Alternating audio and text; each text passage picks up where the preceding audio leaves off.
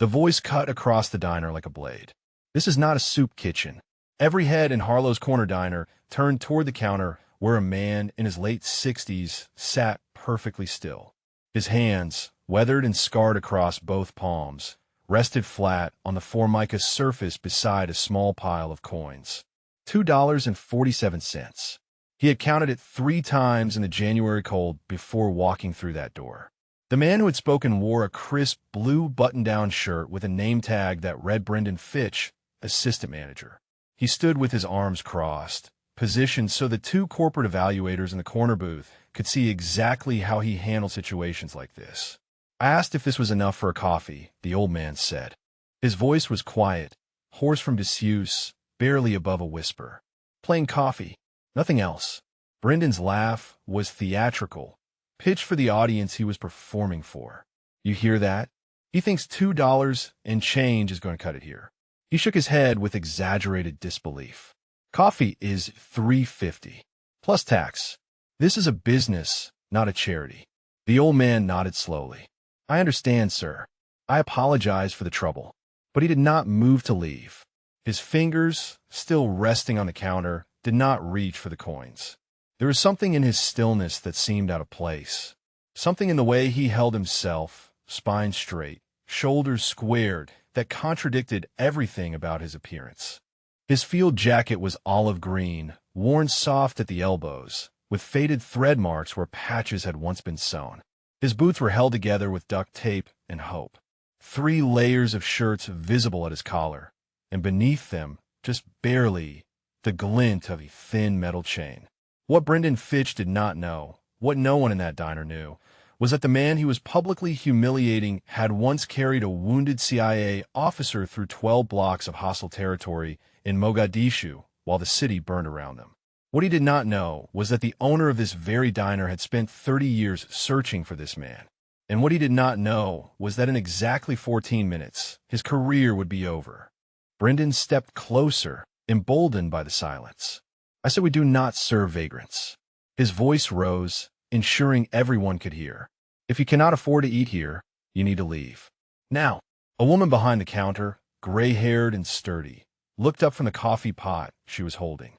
Her name tag read Dolores, and she had worked at Harlow's Corner Diner for 31 years.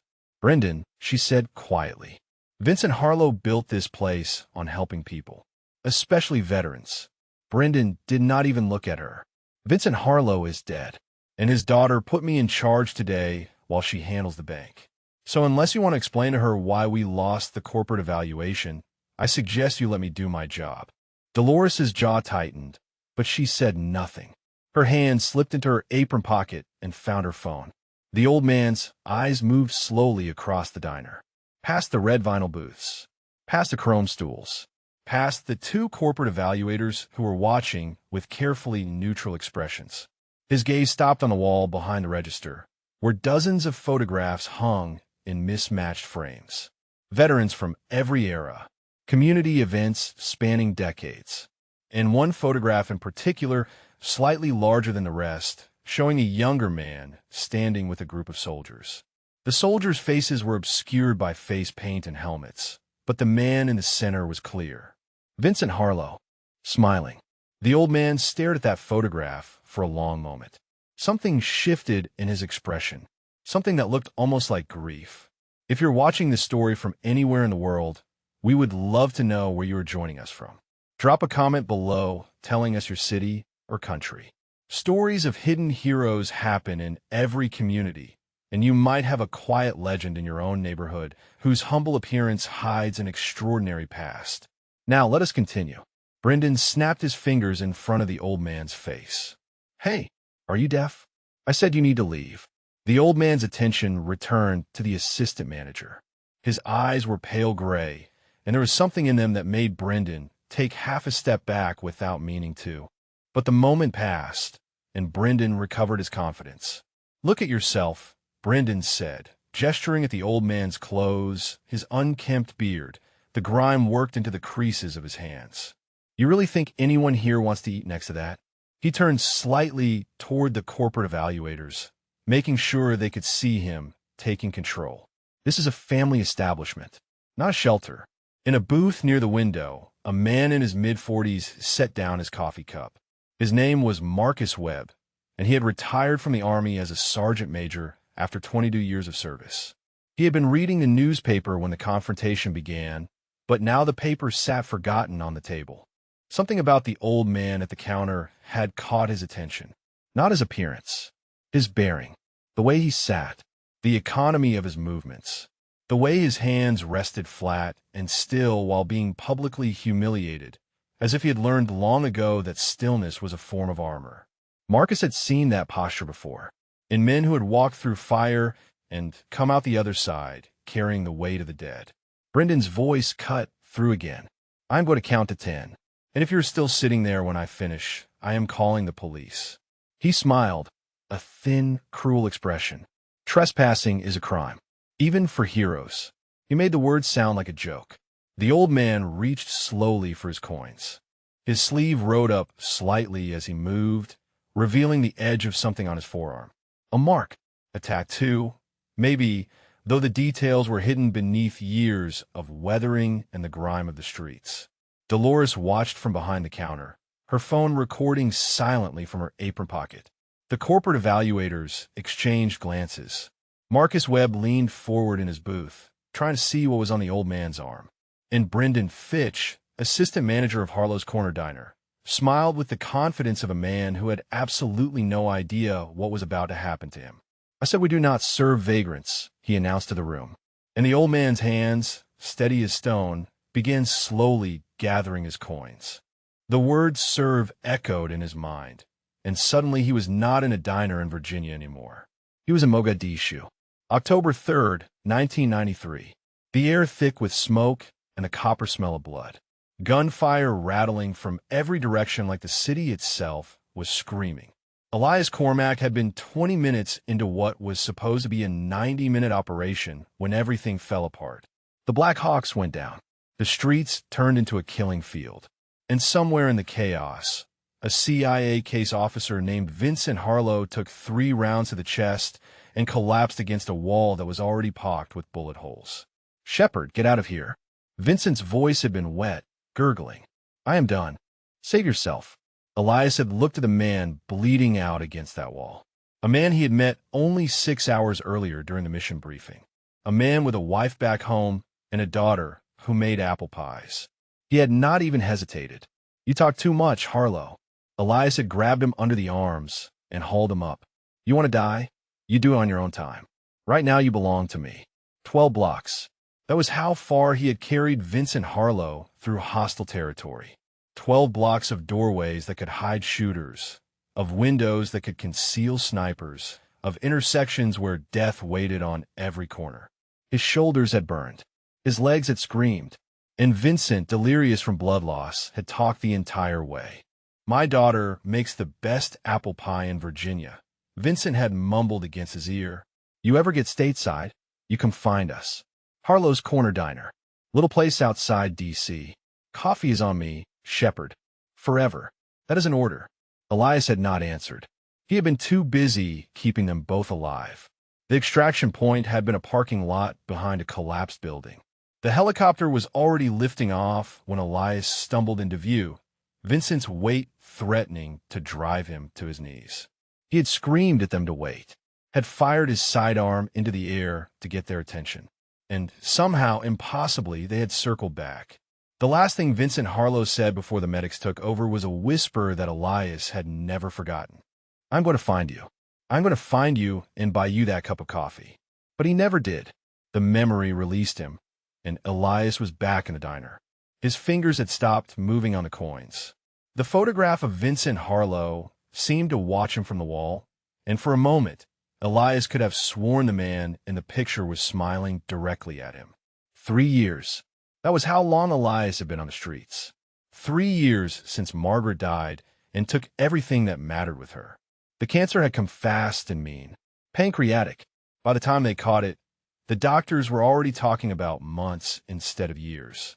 Elias had sold a house, cashed out his retirement, burned through every penny trying to buy her more time. It had not been enough.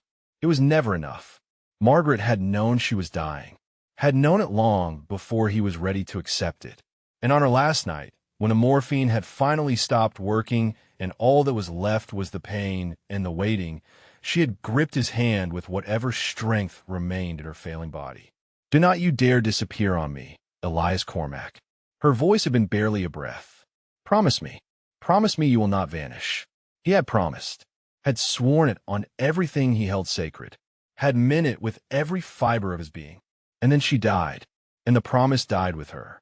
Their son, David, had tried to help, had offered money, a spare room, anything.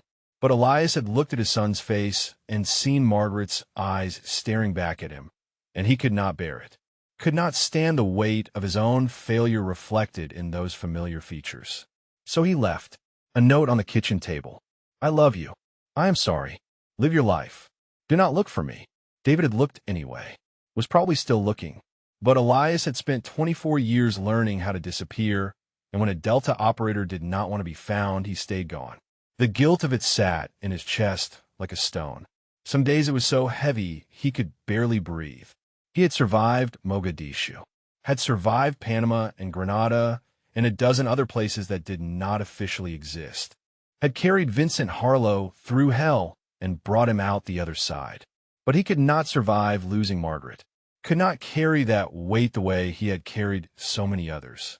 His hand moved unconsciously to his jacket pocket, where a small leather notebook pressed against his chest.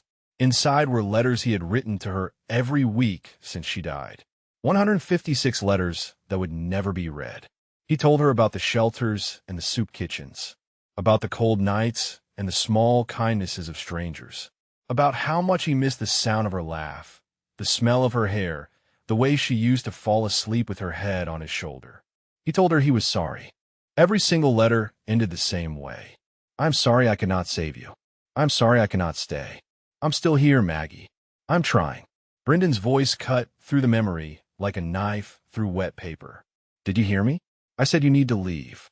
His shadow fell across the counter, blocking the light from the window. "Or do I need to make myself clearer?" Elias looked up at the young man looming over him, saw the ambition in his eyes, the cruelty that came so easily to those who had never suffered, saw the corporate evaluators watching from their booth, the other customers pretending not to notice, the weight of judgment pressing down from every direction. He had carried a man through hell once. He could carry himself out of a diner. But something kept his hand still. Something in the photographs on that wall. Something in the name that Dolores had spoken minutes ago, a name he had not heard in 31 years. Vincent Harlow, the man who had promised him coffee. The man who had spent the rest of his life trying to find a ghost. Elias's fingers stopped on the coins. His eyes moved back to the photograph behind a register, to the face of a man who had died believing he would never repay his debt. He had broken his promise to Margaret, had abandoned his son, had failed everyone who ever counted on him. But Vincent Harlow had made him a promise too. And maybe, after all these years, it was time to see if anyone remembered. Brendan Fitch was not accustomed to being ignored. He had graduated third in his class from the State University's business program, had fast-tracked through the corporate restaurant management pipeline in 18 months, had been handpicked for this evaluation day, specifically because regional leadership trusted him to project the right image. And now some vagrant was sitting at his counter, staring at a photograph on the wall like he had all the time in the world. "I'm going to ask you one more time," Brendan said, his voice dropping into something he thought sounded authoritative. He stepped closer, close enough that the old man would have to smell his cologne, would have to feel the weight of his presence. "Are you going to leave, or am I going to have to remove you myself?" The old man's eyes moved slowly from the photograph to Brendan's face. There was no fear in them, no anger, just a kind of patient stillness that made Brendan's confidence waver for just a moment. "I apologize for the trouble, sir," the old man said again. His voice was soft, respectful, with a formality that seemed almost automatic. "I will go." But still he did not move. Brendan felt the eyes of the corporate evaluators on his back, felt the pressure of their clipboards and their judgment. This was his moment, his chance to prove he could handle anything. "You know what I think?" Brendan straightened his shoulders and turned slightly, playing to his audience. I think you came in here looking for a handout. I think you saw a nice warm diner full of people eating breakfast, and you thought maybe someone would feel sorry for you. He gestured at the old man's field jacket, at the duct tape holding his boots together, at the grime worked into every crease and fold of his clothing. Halloween was 3 months ago, Brendan continued. If you want to play dress-up soldier, do it somewhere else. This is a place of business, not a costume party. In the booth by the window, Marcus Webb set down his coffee cup with a soft click. His newspaper lay forgotten on the table. His eyes had not left the old man at the counter since the confrontation began. Something was wrong, something he could not quite name. It was not the old man's appearance. Marcus had seen plenty of homeless veterans in his 22 years of service, and he knew that the streets did not discriminate.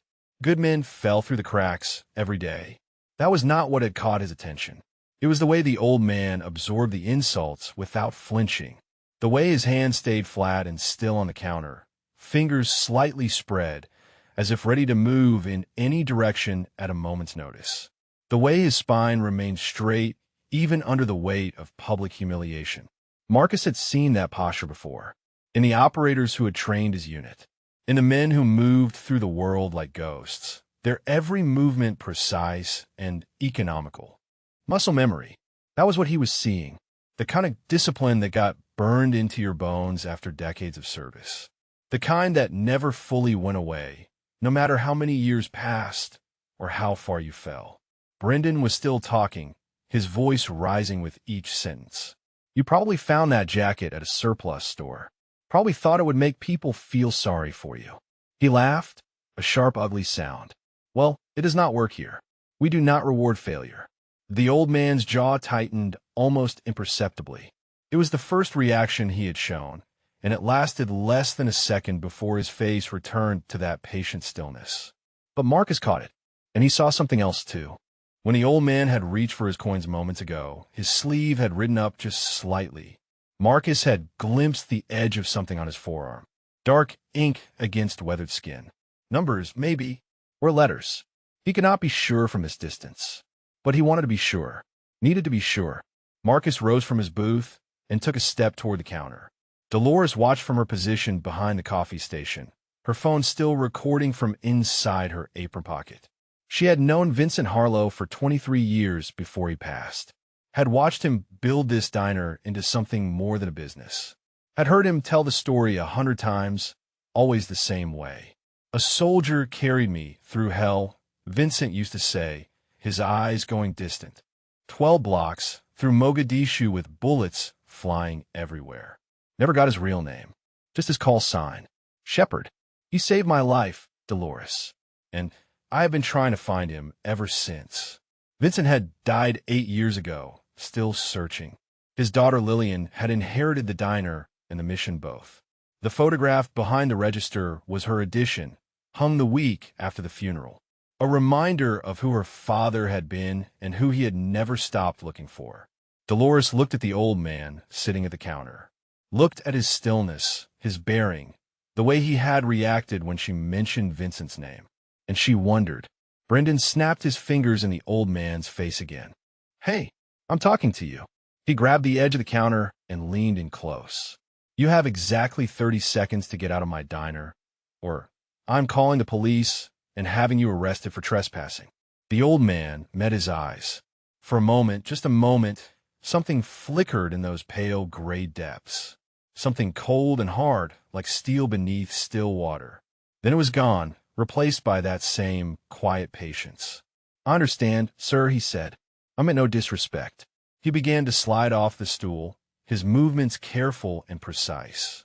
His hand brushed against his chest, touching something beneath his layers of shirts.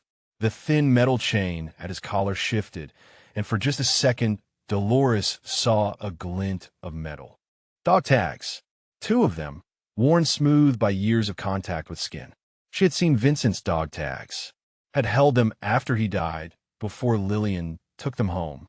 She knew what they looked like, knew the weight of them, the meaning of them, and she knew that you could not buy that kind of wear at a surplus store. Marcus Webb stopped 3 feet from the counter. His eyes were fixed on the old man's forearm, on the sleeve that had ridden up just slightly as he moved. He could see the tattoo now. Numbers, coordinates, and beneath them, 2 letters. V.H. Marcus's coffee cup had cost him $2.75. It sat cooling on his table, completely forgotten, because he knew those coordinates. Every soldier who had ever studied Operation Gothic Serpent knew those coordinates. And if he was right about what they meant, then Brendan Fitch had just made the worst mistake of his career. The coordinates on his arm had been there for 31 years. Elias had gotten the tattoo 3 weeks after Mogadishu, in a small parlor outside Fort Bragg run by a retired sergeant who never asked questions. The man had worked in silence, the needle buzzing against Elias's forearm while rain streaked the windows and neither of them spoke. 2.0469 degrees north, 45.3182 degrees east. The exact location where Vincent Harlow had fallen, where Elias had made the choice to carry him instead of leaving him behind. Beneath the coordinates, 2 letters, Fauha, and beneath those, a date, 10393. It was not the only tattoo Elias carried. His shoulder bore the Delta Force insignia, faded now, but still visible. His ribs held the names of 7 men who had died under his command over 24 years of service. His back carried a scar from a bullet that had come within 2 inches of his spine in a place that still did not exist on any official map. But the coordinates were different. The coordinates were a promise, a reminder that some debts could never be repaid, only carried. He had carried Vincent Harlow out of Mogadishu, and he had been carrying the weight of that day ever since. Brendan's voice faded into background noise as Elias's mind drifted again. Not to Mogadishu this time. To a hospital room in Virginia, 3 years and 4 months ago, where the only woman he had ever loved was dying by inches. Margaret had been beautiful once, not in the way magazines define beauty, but in the way that mattered. The way she laughed with her whole body. The way she cried at commercials and pretended she had something in her eye. The way she looked at him after every deployment like he was the only solid thing in a world made of smoke. 41 years of marriage. 41 years of homecomings and goodbyes, of missed birthdays and anniversary dinners eaten alone, of raising a son who learned to walk while his father was clearing buildings in Panama. She had never complained.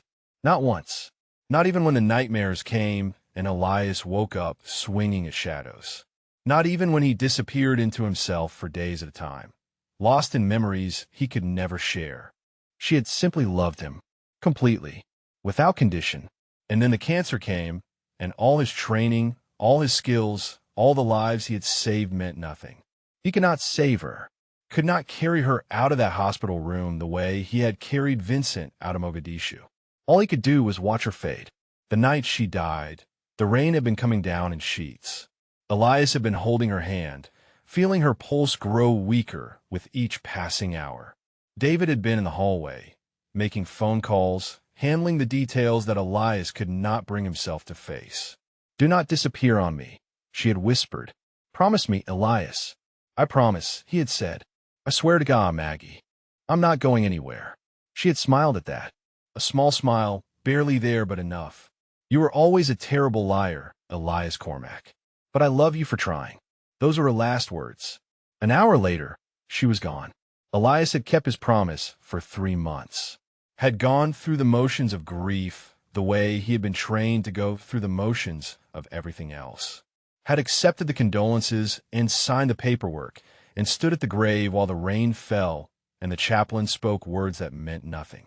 But every time he looked at David, he saw Margaret's eyes. Every time he walked through the house, he smelled her perfume. Every time he closed his eyes, he heard her voice asking him to stay. And he could not do it, could not carry that weight the way he had carried so many others. So he left, wrote the note, walked out the door with nothing but his field jacket and the clothes on his back and the leather notebook that held letters he would never send. 3 years on the streets had taught him things that 24 years in special operations never had. How to find warmth in a city built on cold indifference. How to make himself invisible to people who did not want to see him. How to survive on the margins of a world that had no place for broken soldiers. He had learned that kindness still existed, but it was rare and precious. a sandwich from a shelter volunteer, a blanket from a church outreach, a nod from a fellow veteran who recognized the look in his eyes. He had learned that guilt was a weight that never got lighter, no matter how far you walked or how long you carried it. And he had learned that some promises, once broken, could never be mended. His fingers brushed the notebook in his pocket. 156 letters. 156 weeks of apologies written in the margins of a life that had stopped meaning anything. I'm still here, Maggie. I'm trying. But he was not sure anymore what he was trying to do. Survive? Disappear? Find some way to make peace with everything he had lost. The photograph on the wall caught his eye again. Vincent Harlow, smiling in the middle of a group of soldiers. One of those soldiers was Elias, though no one would recognize him now. He had been 36 years old in that photograph, strong and certain and convinced that he could carry any burden the world placed on his shoulders. Now he was 67, broken and homeless, and sitting in a diner owned by the daughter of a man whose life he had saved, being told he was not worth the price of a cup of coffee. Vincent Harlow had spent 30 years looking for him, had died without ever finding the ghost who had carried him through hell. And now, somehow, Elias had found his way here, to this diner, to this moment, to this photograph of a man who had never stopped believing that debts should be repaid. Brendan's shadow fell across the counter again. "Time is up," he announced. "I am calling the police." Elias looked up at the young man who had never known sacrifice, never known loss, never known what it meant to carry someone else's life in your hands. And for the first time since he had walked through that door, he felt something other than the familiar weight of grief. He felt the faintest spark of something that might have been hope. Maybe it was time to stop running. Maybe it was time to let Vincent Harlow finally buy him that cup of coffee. His hand moved away from the coins. His eyes returned to the photograph. And he stayed. Brendan Fitch pulled his phone from his pocket with the theatrical flourish of a man who believed he was winning. "That is it," he announced, loud enough for the entire diner to hear. "I gave you every chance. Now you can explain yourself to the police." He began dialing, his fingers stabbing at the screen with exaggerated purpose. The corporate evaluators in the corner booth exchanged glances. One of them, a woman in her 50s with silver hair and a navy blazer, had stopped writing on her clipboard. The other, a younger man with a tablet, had set his device face down on the table. They were watching now. Everyone was watching. Marcus Webb took another step toward the counter. His heart was pounding in a way it had not pounded since his last deployment 12 years ago. The coordinates on the old man's arm kept cycling through his mind like a radio frequency he could not tune out. 2.0469 north. 45.3182 east. October 3rd, 1993. He had studied that operation at Fort Benning, had written a paper on it during his senior NCO course, had listened to instructors describe the chaos of that day, the Blackhawks falling from the sky, the streets turning into a maze of death. And he had heard the stories, the legends that circulated through special operations communities like whispered prayers. Stories about operators who had done impossible things in impossible circumstances. One of those stories was about a Delta soldier who had carried a wounded CIA officer through 12 blocks of hostile territory, who had refused to leave a man behind even when every tactical calculation said he should, who had earned the call sign Shepherd because he brought his people home no matter the cost. Marcus had always assumed that story was embellished, the kind of tale that grew larger with each retelling until the man at its center became more myth than human. But now, looking at the old man sitting at the counter with his scarred hands and his patient stillness and his tattoo of Mogadishu coordinates, Marcus was not so sure. Dolores moved along the counter, refilling coffee cups that did not need refilling. Her eyes kept darting to the old man, to the photograph on the wall, to the phone in Brendan's hand. Her own phone was still recording in her apron pocket, capturing everything. She had known Vincent Harlow for more than 2 decades, had been there when he told the story of Shepherd to anyone who would listen, had watched him spend thousands of dollars on private investigators, on freedom of information requests, on any lead that might help him find the soldier who saved his life. It is classified, Vincent had told her once, frustration carved into every line of his face. Everything about that day is classified. The unit, the personnel, the after-action reports. All I have is a call sign and a memory of being carried through hell. He had never found Shepard, had died believing he never would. But what if Shepard had found them? Dolores looked at the old man's face, tried to imagine it 30 years younger, covered in face paint and sweat and the grime of combat. Tried to see past the beard and the weathering and the years of hard living. She could not be certain, but she could wonder. Brendan finished dialing and held the phone to his ear, his free hand planted on his hip in a pose of supreme confidence. "Yes, I need to report a trespasser," he said into the phone. "Harlow's Corner Diner on Main Street. I have a vagrant refusing to leave the premises." The word vagrant hung in the air like a slap. Marcus Webb had heard enough. He closed the remaining distance to the counter and stopped beside the old man's stool, positioning himself between the veteran and the assistant manager. "Excuse me," Marcus said, his voice carrying the quiet authority of 22 years in uniform. "I cannot help but notice your tattoo." Brendan lowered the phone slightly, his expression shifting from triumph to irritation. "Sir, this does not concern you. I am handling the situation." Marcus ignored him. His attention was fixed entirely on the old man, on the weathered forearm where the coordinates were inked in a skin that had seen more than most people could imagine. "Those numbers," Marcus said slowly. 2.0469 north, 45.3182 east. That is Mogadishu. The old man's eyes met his. For a long moment, neither of them spoke. "I know what those coordinates mean," Marcus continued. His voice had dropped, become something almost reverent. "I studied Gothic Serpent at Fort Benning. Wrote a paper on the extraction protocols, on the men who went in and the men who did not come out." Brendan scoffed loudly. "Oh, wonderful. Another one." He rolled his eyes toward the corporate evaluators, seeking their approval. "Let me guess, you bought your tattoo at a surplus store too?" Marcus did not look at him. His eyes stayed on the old man's face, searching for confirmation of what he was beginning to suspect. "There was a story," Marcus said quietly, "about an operator who carried a wounded officer through 12 blocks of hostile territory. Refused to leave him behind, even when the odds said he should. The instructors used to tell it during survival training. Said it was the definition of what it meant to never quit."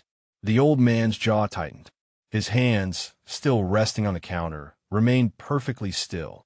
"They called him Shepard," Marcus said. The word came out like a prayer. The silence that followed was absolute. Even Brendan had stopped talking, the phone still pressed to his ear, his mouth hanging slightly open. Dolores stepped closer, her coffee pot forgotten in her hand. Her eyes were wet.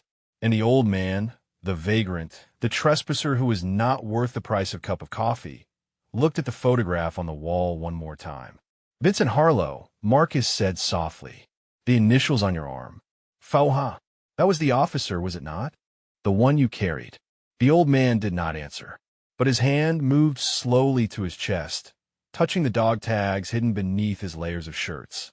And in that gesture, in that small, unconscious movement, Marcus Webb had his answer. "Vincent Harlow," Marcus breathed. His voice cracked on the name. "You saved Vincent Harlow." The front door of the diner swung open, letting in a gust of January wind.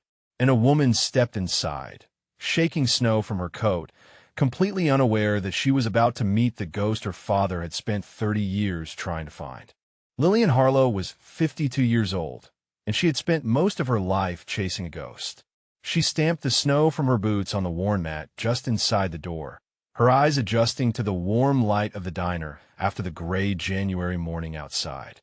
The bank had taken longer than expected, and she was already running through the mental checklist of everything that needed her attention before the lunch rush. Then she noticed the silence. Harlow's Corner Diner was never silent. Not in the 31 years she had known it. First as a child sitting at the counter doing homework while her father worked the grill, then as a teenager bussing tables for spending money, and finally as the owner who had inherited both the business and the burden of her father's unfinished mission. But now the diner was absolutely still. Every customer frozen in place. Dolores, standing behind the counter with tears on her cheeks. Marcus Webb, whom Lillian recognized as a regular, positioned protectively beside a man she did not recognize. And Brendan, standing with his phone pressed to his ear, his face a mask of confusion and dawning unease. "What is going on here?" Lillian demanded. Her voice cut through the silence like her father's used to, sharp and certain. "Brendan, why are you on the phone?" Brendan lowered the device slowly. "Ms. Harlow, I was just handling a situation. This man refused to leave, and I was calling the police to remove him." Lillian's eyes moved to the man at the counter. Elderly, weathered, homeless by the look of his clothes. His hands rested flat on the formica, perfectly still, and something about his bearing made her pause. He was sitting the way her father used to describe soldiers sitting. Spine straight, shoulders squared, ready for anything. She took a step closer. And what situation exactly required calling the police on an elderly man in my diner? "He could not pay," Brendan said quickly.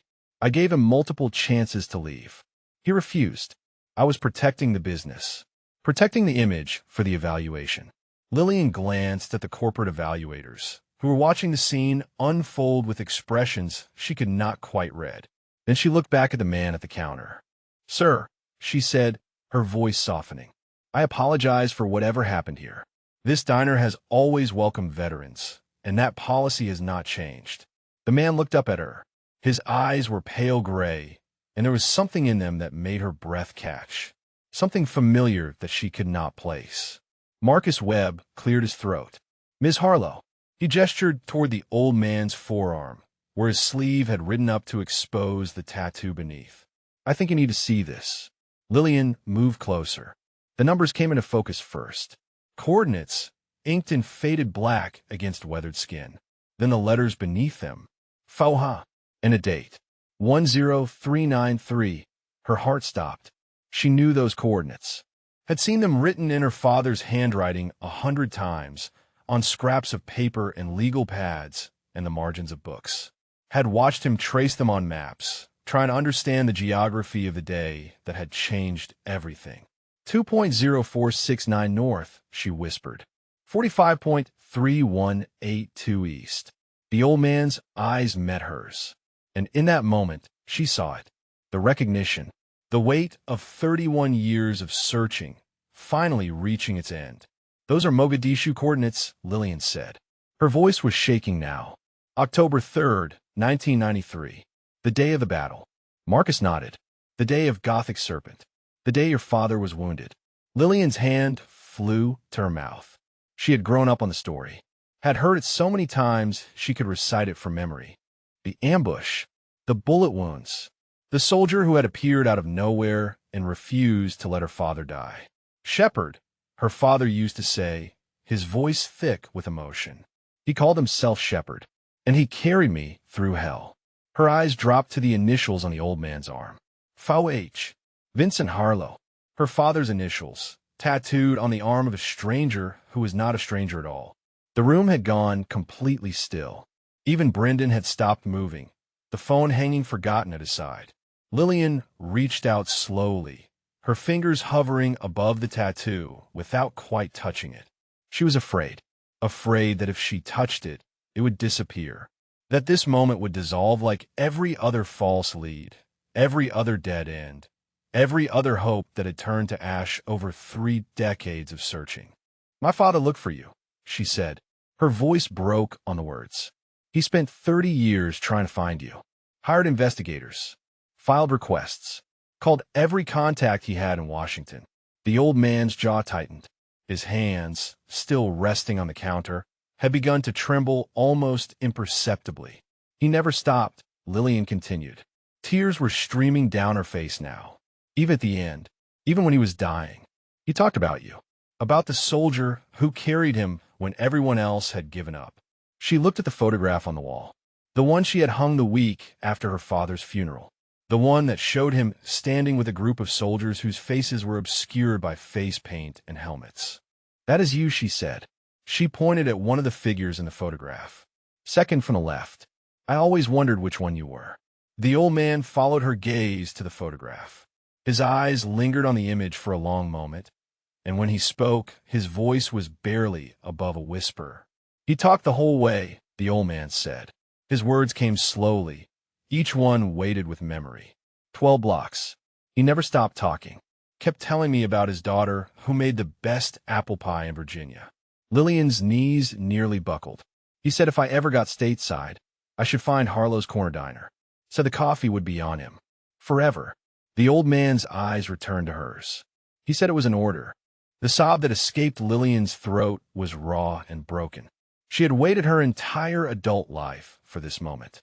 Had inherited her father's obsession along with his diner, his photographs, his endless search for a ghost who had vanished into the classified shadows of military bureaucracy. And now the ghost was here, sitting at her counter, being told he was not worth the price of a cup of coffee. Dolores, Lillian said. Her voice was steady despite the tears. Get this man whatever he wants. On the house. Forever. She turned to face Brendan, and her expression hardened into something that made him take a step backward. And you, get out of my diner. Now. Brendan Fitch had never seen Lillian Harlow look at anyone the way she was looking at him now. Ms. Harlow, he stammered. I was just trying to protect the business. The evaluation. I did not know who he was. You did not need to know who he was.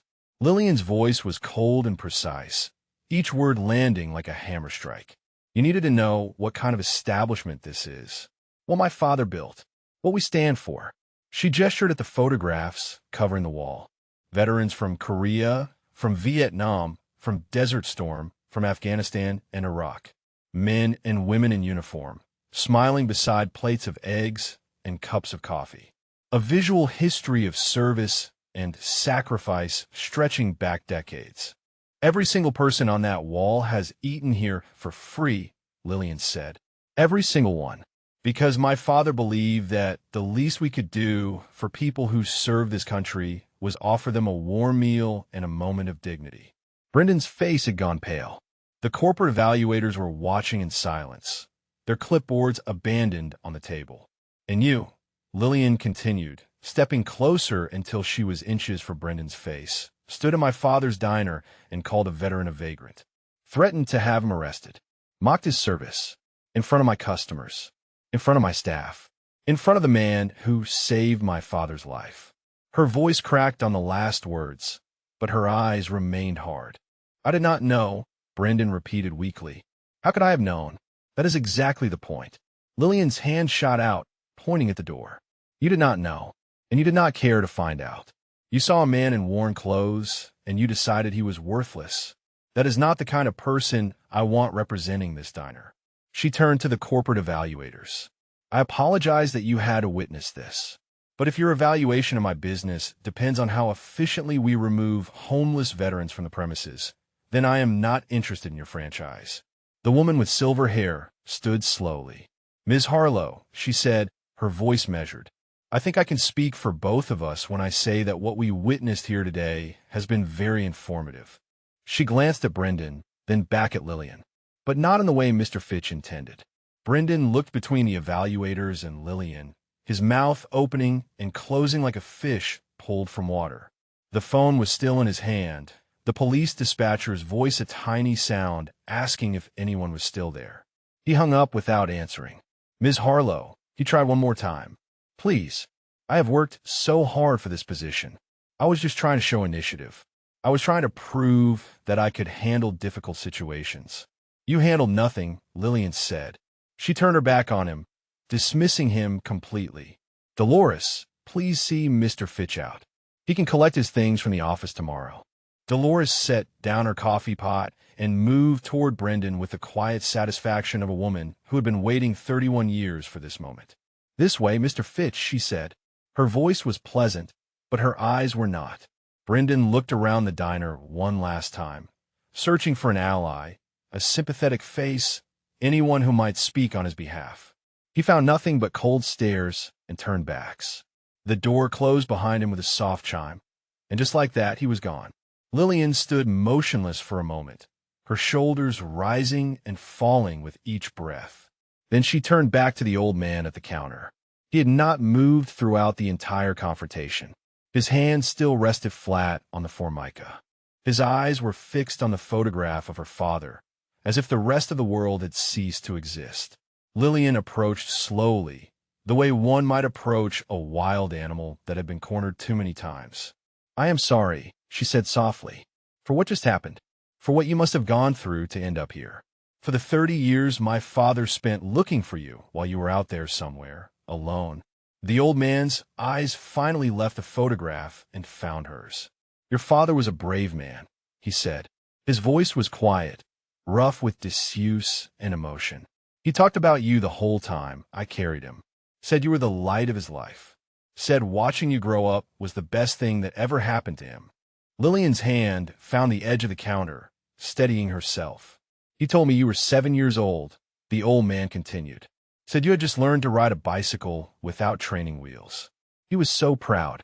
Kept saying he had to make it home to see you ride." The tears came again, silent this time, streaming down Lillian's face without permission. "He made it," she whispered. "Because of you. He made it home." The old man nodded slowly. His own eyes were bright, though no tears fell. "He made it home," he agreed. "That is all that mattered." Lillian reached out and took his hand. His skin was rough, calloused, scarred in ways that told stories she could not begin to imagine. But beneath the damage, his grip was warm and strong. "What is your name?" she asked. "Your real name, not your call sign. I want to know the name of the man who saved my father." For a long moment, he did not answer.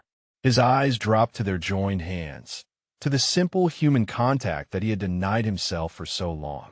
Then he looked up, and when he spoke, his voice carried a weight that filled the entire room. "Elias," he said. "Elias Cormack." Lillian squeezed his hand tighter. "Well, Elias Cormack." She managed a smile through her tears. "Welcome to Harlow's Corner Diner. My father has been waiting 30 years to buy you a cup of coffee." She nodded to Dolores, who was already moving toward the coffee station with tears streaming down her own face. "And I think it is time we finally paid that debt." Dolores set the cup of coffee on the counter in front of Elias Cormack with the reverence of a priest offering communion. It was nothing special, just black coffee in a white ceramic mug, steam curling up toward the fluorescent lights. The same coffee she had poured 10,000 times over 31 years. But this cup was different. This cup had been 30 years in the making. Elias looked down at it for a long moment. His hands, which had remained so steady throughout the confrontation, now trembled slightly as he reached for the handle. He lifted the mug to his lips and took a small sip. The coffee was hot and bitter and perfect, and something in his chest that had been locked tight for 3 years began to crack. "It is good," he said quietly. His voice was thick. "Vincent was right. Best coffee in Virginia." Lillian laughed through her tears. "That was my father, always exaggerating." She wiped her eyes with the back of her hand. "The coffee is mediocre at best, but the company is what keeps people coming back." Marcus Webb had not moved from his position near the counter. He stood at a respectful distance, watching the exchange with an expression of quiet awe. In 22 years of service, he had never expected to meet a living legend in a small-town diner on a snowy January morning. "Sir," he said finally. "Sergeant Major Marcus Webb, retired." He straightened slightly, an unconscious gesture of respect. "I studied your operation at Fort Benning." The instructors used it as an example of what it means to never leave a man behind. Elias looked at him over the rim of his coffee cup. His eyes held a weariness that went deeper than physical exhaustion. "It was not heroism," Elias said. "It was stubbornness. Vincent would not shut up, and I figured the only way to get him to stop talking was to get him to a medic." A surprised laugh rippled through the diner. The tension that had gripped the room began to ease, replaced by something warmer. The corporate evaluators had risen from their booth and were approaching the counter. The woman with silver hair extended her hand to Lillian. "Ms. Harlow," she said, "I want to apologize for any part we may have played in what happened here. Our presence clearly put pressure on Mr. Fitch to make decisions that did not reflect your establishment values." Lillian shook her hand firmly. "I appreciate that, but you should know that what you saw today is exactly what this diner is about. My father built this place on the belief that everyone deserves dignity, especially those who have sacrificed for this country. The evaluator nodded slowly. I think, she said carefully, that what we witness today speaks more highly of your business than any spreadsheet or customer satisfaction survey ever could. She glanced at her colleague, who nodded in agreement. We will be recommending your location for the heritage designation, the evaluator continued. It is a special category we reserve for establishments that represent the best of what a community business can be. Lillian blinked. I did not even know that was an option. It is not widely advertised. The evaluator smiled. It comes with certain protections. Historical preservation status. Exemption from some of the more aggressive modernization requirements. And a story in our corporate newsletter. She looked at Elias. With your permission, Mr. Cormack, we would be honored to include your story. What happened here today deserves to be remembered. Elias set down his coffee cup. For a moment, he did not respond. His eyes moved across the diner, taking in the photographs on the wall, the faces of the customers who had witnessed everything, the snow falling softly outside the windows. He had spent 3 years trying to disappear. 3 years convincing himself that he did not deserve recognition, did not deserve kindness, did not deserve to be remembered as anything other than a failure. But Vincent Harlow had remembered him, had spent 30 years trying to find him, had passed that mission on to his daughter, who had kept it alive even after her father's death. Maybe disappearing was not the answer. Maybe it never had been. His hand moved to his jacket pocket, where the leather notebook pressed against his chest. 156 letters to a woman who would never read them. 156 weeks of apologizing for being alive. Margaret's voice echoed in his memory. Do not disappear on me, Elias Cormack. He had broken that promise, had run from everyone who loved him because he could not bear the weight of his own survival. But here, in this diner, surrounded by strangers who were looking at him like he mattered, he felt something he had not felt in 3 years. He felt seen. I'm not a hero, Elias said finally. His voice was quiet but steady. I'm just a soldier who got lucky, who happened to be in the right place at the right time to help someone who needed it. He looked at Lillian. Your father was the brave one. He was wounded, bleeding out, and he never stopped fighting, never stopped talking. He kept himself alive through sheer force of will because he wanted to see his daughter again. Lillian's hand found his on the counter. He saw me, she said softly. He made a home. He watched me grow up, get married, have children of my own. He got to be a grandfather because of what you did. Elias's jaw tightened. The cracks in his chest were spreading now, letting in light he had not felt in years. Then it was worth it, he said. All of it. It was worth it. Dolores appeared at his elbow with a plate. Eggs, bacon, toast, hash browns. A full breakfast, steaming and golden. On the house, she said. Today and every day. For as long as you want it. Elias looked at the plate, then at Dolores, then at Lillian, then at Marcus, then at the faces of strangers who were no longer strangers. And for the first time in 3 years, he did not feel the urge to run. Thank you, he said. The words came out rough, scraped raw by emotions he had buried for too long. Thank you. Lillian squeezed his hand. No, Elias Cormack. Thank you. Her voice broke on his name. For bringing my father home. For finding your way here. For letting us finally pay this debt. She reached in her pocket and pulled out a set of keys. And there's something else, she said. Something I want to show you. If you are willing. The keys were old and worn, the brass darkened by years of handling. Lillian held them out to Elias like an offering, her fingers trembling slightly. There is an apartment above the diner, she said. It has been empty for 2 years, ever since our last tenant moved to Florida to be near her grandchildren. I have been meaning to rent it out, but something always stopped me. She paused, her eyes glistening. I think maybe I was waiting for you. Elias stared at the keys without reaching for them. His mind was struggling to process what was happening, the rapid shift from humiliation to recognition to this. An offer of shelter, an offer of home. I cannot accept that, he said quietly. You do not owe me anything. Your father's debt was a cup of coffee. That debt is paid. Lillian shook her head firmly. This is not about debt, Elias. This is about doing what is right. You saved my father's life. You gave me 40 more years with him. Birthdays, Christmases, the chance to introduce him to my children." Her voice cracked. "He walked me down the aisle at my wedding. He held my hand when my first child was born. He taught my son how to fish and my daughter how to change a tire. None of that would have happened without you." She pressed the keys into his palm, closing his fingers around the cold metal. "So no, this is not about debt. This is about family.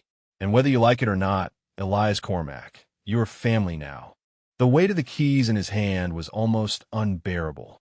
Not because they were heavy, but because of what they represented. A roof, walls, a door that locked. Things he had not had in 3 years. Things he had convinced himself he did not deserve. Lillian seemed to sense his hesitation. "Come on," she said gently. "Let me show you the space.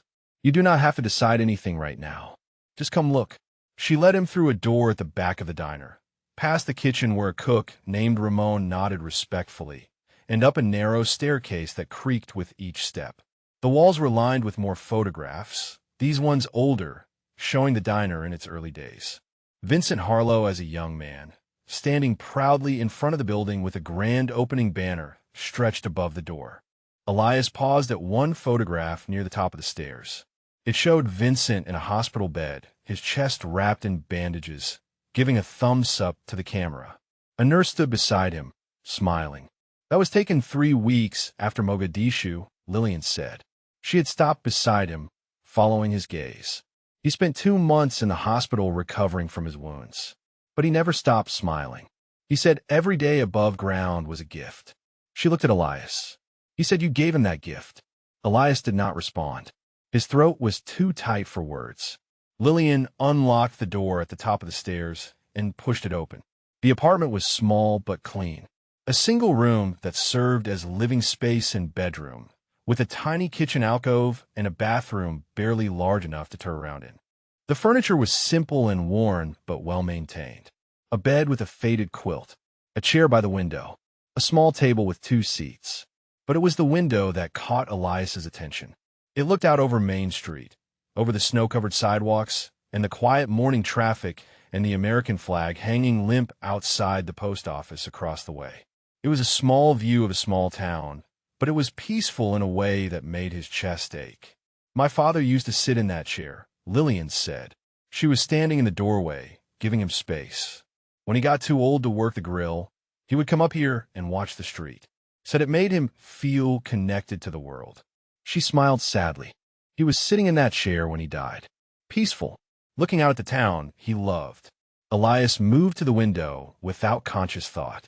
His hand rested on the back of the chair, feeling the worn fabric beneath his fingers. Vincent Harlow had sat here, had watched this same view, had spent his final moments in this room. "There's something else," Lillian said. She crossed to a small closet and opened the door. Inside, on the top shelf, sat a cardboard box marked with Vincent's handwriting. "For Shepard." She lifted it down carefully and set it on the table. "He made me promise," she said. "If I ever found you, I was supposed to give you this." Elias approached the box slowly. His hand was shaking again, worse than before. He lifted the lid and looked inside.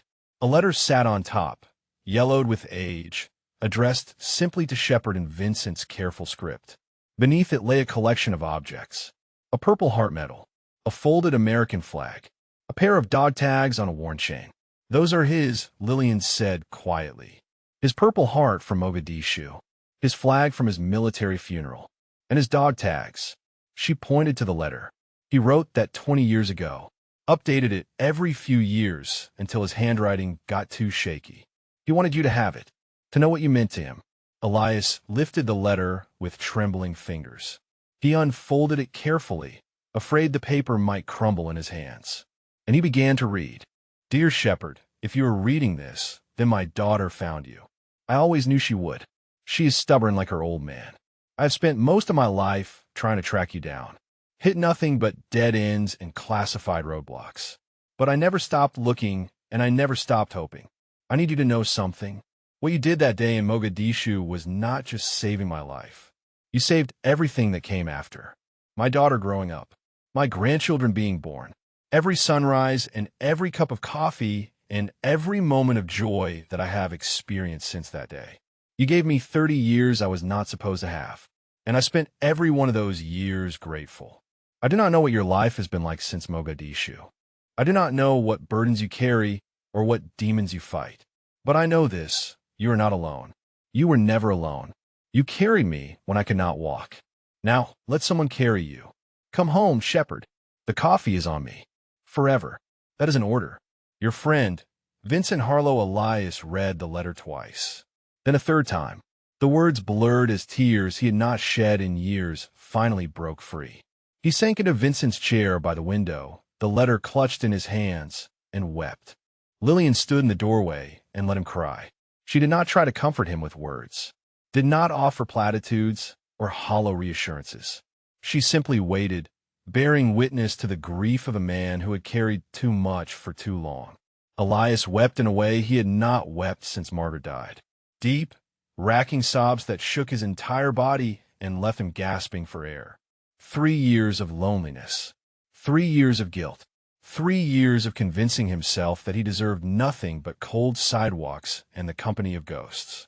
All of it came pouring out in that small apartment above a diner in Virginia, in a chair that still held the warmth of a man who had never stopped believing in him. When the tears finally slowed, Elias became aware of the letter still clutched in his hands. The paper was damp now, the ink slightly smeared, but the words remained clear. Come home, shepherd. The coffee is on me. Forever. He read the line again and again. Each time, something shifted in his chest. Something that had been locked away for so long, he had forgotten it existed. Hope. Lillian moved into the room slowly, pulling the second chair from the small table and positioning it beside him. She sat down without speaking, her presence a quiet anchor in the storm of his emotions. He wrote that letter the year I got married, she said finally. Her voice was soft, meant only for him. He showed it to me on my wedding day. Said he wanted me to know what he was fighting for. Why finding mattered so much. Elias wiped his eyes with the back of his hand. The gesture was rough, almost angry, as if he was ashamed of his own tears. I did not deserve this, he said. His voice was raw. I did not deserve any of this. Lillian reached over and took his hand. My father would disagree, she said firmly. And so would I. You saved his life, Elias. That is not nothing. That is everything. She squeezed his fingers. But this is not just about what you did 30 years ago. This is about who you are. The kind of man who carries a stranger through hell because it is the right thing to do. The kind of man who disappears rather than burden his family. The kind of man who sits quietly while someone mocks him rather than fight back. Her eyes were fierce now, burning with conviction. That is not weakness, Elias. That is strength. The kind of strength most people never understand. Elias looked down at their joined hands. His were scarred and weathered, the hands of a man who had seen too much and carried too many. Hers were soft but strong, the hands of a woman who had inherited her father's determination. I left my son, Elias said quietly. The words came out like a confession. After my wife died, I could not face him, could not look at him without seeing her. So I ran. He shook his head slowly. What kind of man abandons his own child? A broken one, Lillian said simply. A man in pain. A man who thought he was protecting the people he loved by removing himself from their lives. She leaned closer. But you are still here, Elias. That means it is not too late. The words hit him like a physical blow. He had told himself for 3 years that the damage was done. That David was better off without a father who could not function. That some bridges, once burned, could never be rebuilt. But Lillian was looking at him with the same stubborn hope that her father must have carried through those 12 blocks in Mogadishu. The refusal to give up. The belief that survival was always possible, even when the odds said otherwise. My father spent 30 years looking for you, Lillian said. 30 years chasing a ghost. And he never gave up, never stopped believing that someday, somehow, you would walk through that door. She gestured toward the window, toward the street below, toward the world that had continued turning while Elias tried to disappear from it. If he could hold on a hope for 30 years, you can hold on to it for a little while longer. Long enough to try. Long enough to reach out to your son. Long enough to see if the bridge is really burned or just damaged. Elias was silent for a long moment. His eyes moved to the box on the table, to Vincent's dog tags and Purple Heart and folded flag, to the letter that had been waiting 20 years for him to read it. You carried me when I could not walk. Now let someone carry you. He had spent his whole life being the one who carried others, the operator who never left a man behind, the husband who held his wife through her final days, the soldier who bore the weight of every mission, every loss, every sacrifice. But he had never let anyone carry him. I do not know how, he said finally. His voice was barely a whisper. I do not know how to let someone help me. Lillian smiled gently. That is okay, she said. You do not have to know how. You just have to be willing to try. She stood and extended her hand. Come downstairs, she said. Finish your breakfast. Let Dolores fuss over you. Let Marcus tell you war stories. Let the people in that diner show you what a community looks like. She pulled him gently to his feet. And when you are ready, we will figure out the rest together. Elias looked at her hand in his, at the keys still clutched in his other palm, at the box of memories waiting on the table and the chair by the window where Vincent Harlow had spent his final days. Then he nodded slowly. Okay, he said. The word felt strange in his mouth. Foreign, like a language he had forgotten how to speak. But it was a start. Lillian led him back down the narrow staircase, past the photographs of her father's life, through the kitchen where Ramon was flipping pancakes, and into the warmth of the diner. And when they emerged, every head turned. Every customer who had witnessed the confrontation, who had watched the revelation unfold, who had seen a homeless man transformed into a legend. They stood, one by one, rising from their booths and their stools like a congregation at church, and they began to clap. The applause washed over Elias like a wave he did not know how to swim against. He stood frozen at the edge of the dining room, Lillian's hand still in his, while strangers rose from their seats and clapped for a man they had only just met. The corporate evaluators were standing too, the woman with silver hair wiping her eyes with a napkin. Marcus Webb had his hand over his heart. Dolores was openly sobbing behind the counter. Elias wanted to run. Every instinct he had developed over 3 years on the streets screamed at him to disappear, to slip out the back door and vanish into the January snow. He did not deserve this, did not know what to do with it. But Lillian's grip tightened on his hand, anchoring him in place. Let them, she whispered, let them honor you. The applause continued for what felt like an eternity. Then, slowly, it faded into something else. People began approaching, shaking his hand, thanking him for his service, telling him their own stories of fathers and brothers and sons who had worn the uniform. An elderly woman with white hair and trembling hands pressed a $20 bill into his palm. My husband served in Korea, she said. He would have wanted you to have this. Elias tried to give it back. Ma'am, I cannot accept this. She closed his fingers around the bill with surprising strength. Yes, you can. Her eyes were fierce. You let us take care of you now. That is an order. It was the second time someone had given him an order that morning. And just like Vincent's letter, he found himself unable to refuse. The next hour passed in a blur of faces and handshakes and plates of food that appeared in front of him without being ordered. Dolores kept his coffee cup full. Ramon emerged from the kitchen to shake his hand and offer him a job washing dishes whenever he was ready. The corporate evaluators left their business cards and promised to make sure his story reached the right people. Marcus Webb sat down across from him at some point, nursing his own cup of coffee. I have to ask, Marcus said quietly.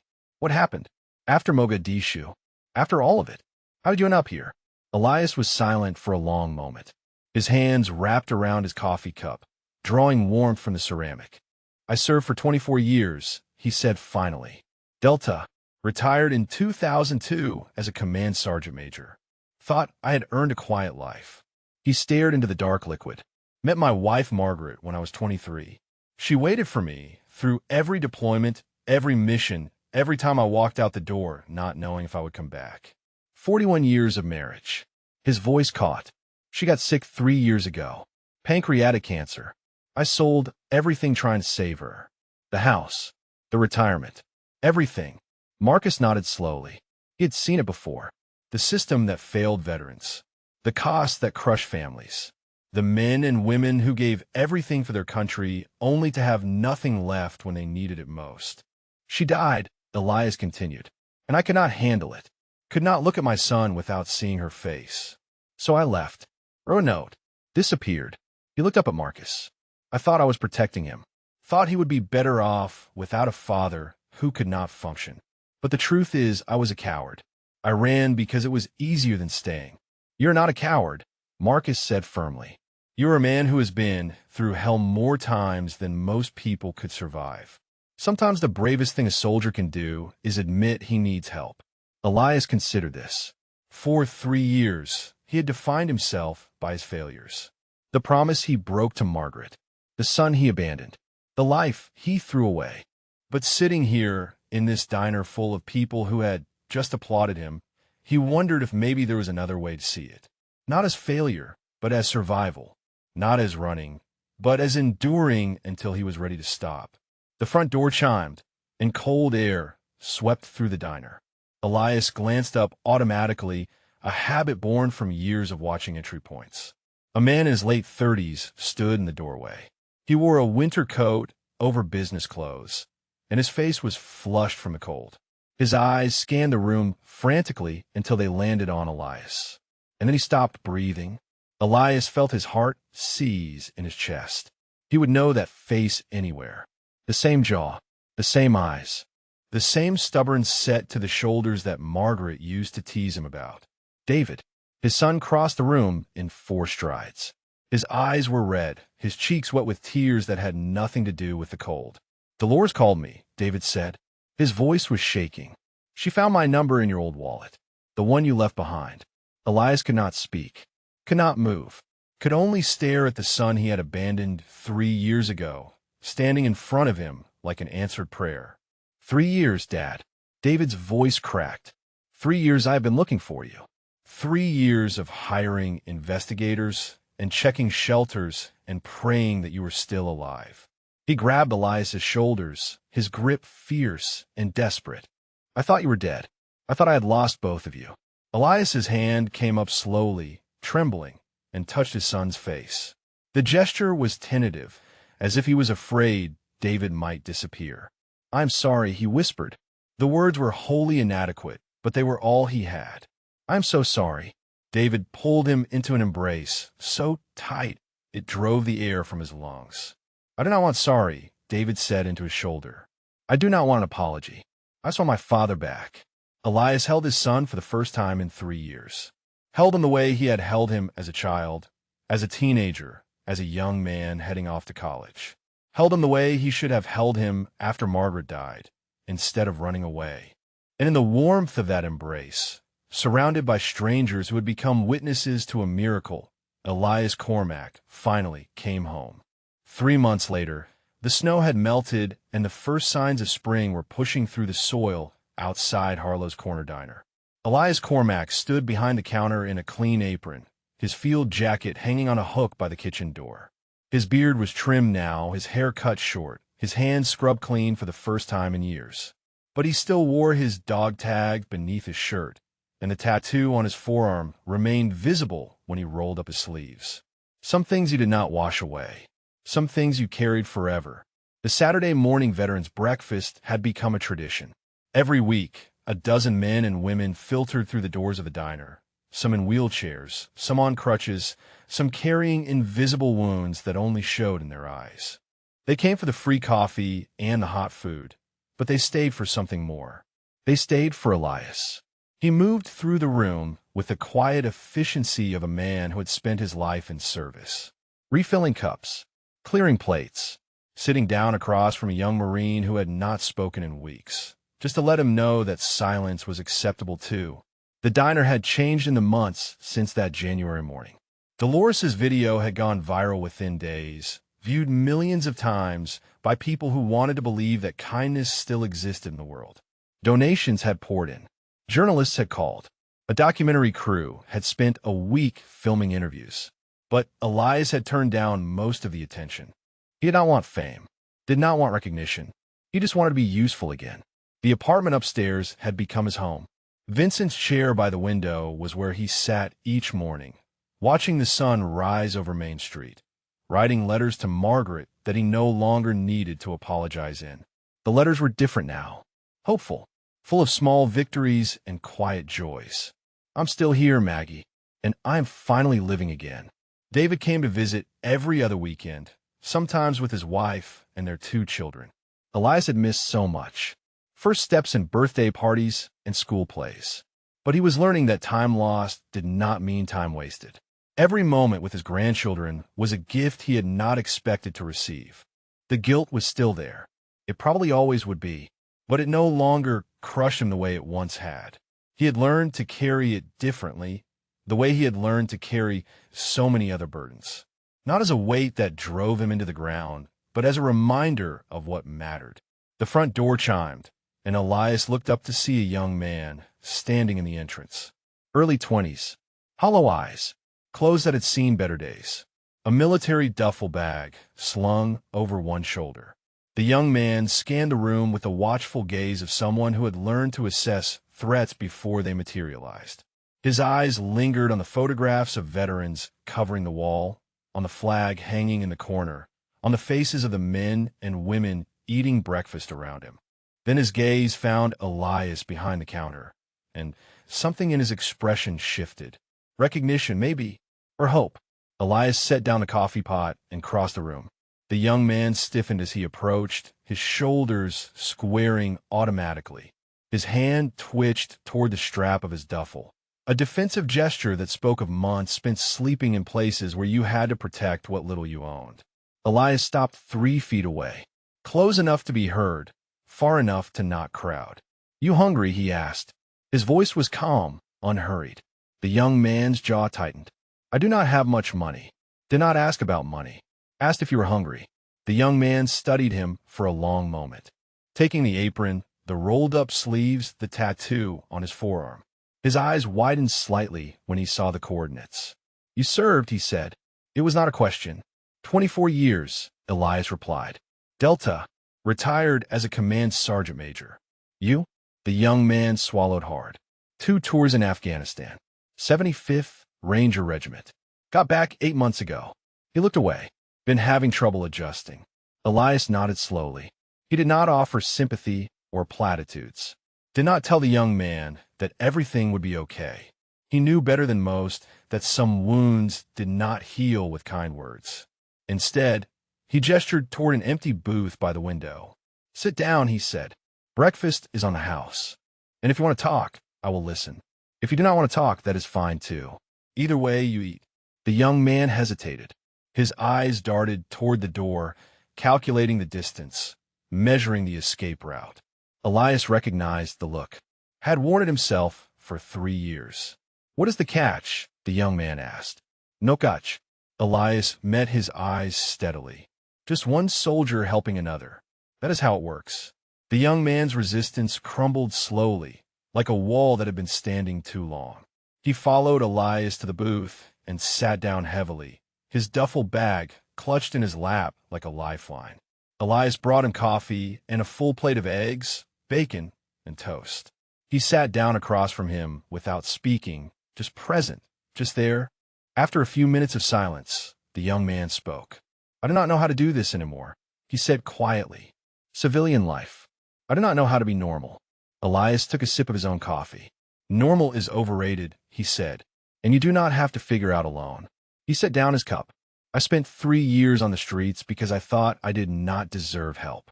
Thought I was protecting people by disappearing. Took a stranger giving me a cup of coffee to realize I was wrong." He nodded toward the photograph of Vincent Harlow on the wall. "A man I saved 30 years ago left me a letter. Told me that I carried him when he could not walk. Told me it was time to let someone carry me." He looked back at the young man. "So that is what I am offering. Not a solution, not a fix, just someone to help carry the weight until you are ready to carry it yourself." The young man stared at him for a long moment. Then, slowly, his shoulders began to relax. His grip on the duffel bag loosened. His eyes, which had been scanning for threats since he walked in, finally settled. "What is your name?" Elias asked. The The young man took a breath. "Tyler," he said. "Tyler Reeves." Elias extended his hand. "Elias Cormack. Welcome to Harlow's Corner Diner, Tyler. You're going to be okay."